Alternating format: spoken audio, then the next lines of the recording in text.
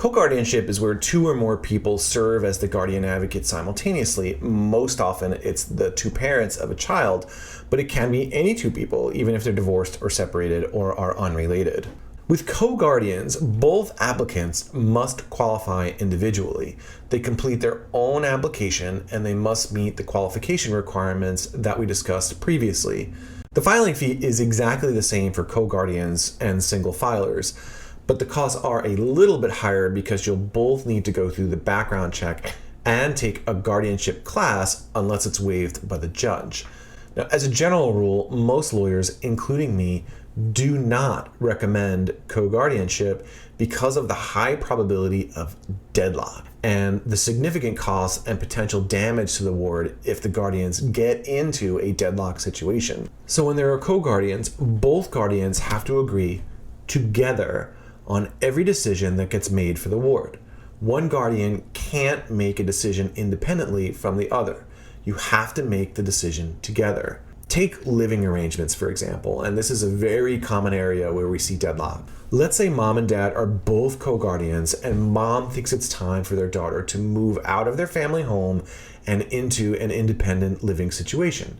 And dad's like, no way, this is going to kill me. I want our daughter to stay home for as long as we can. Let's keep doing this. And let's say they just reach an impasse.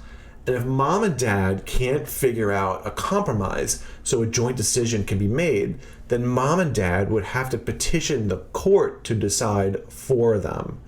Now you've got some problems on your hands because number one, you've got to get in front of a judge, and this may take time.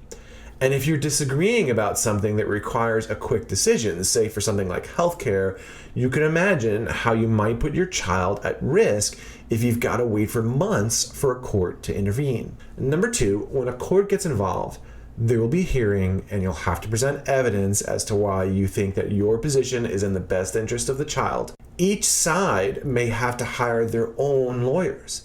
This could get messy and it could get very expensive. And it's a position that you don't want to find yourself in and you don't want to put your child in.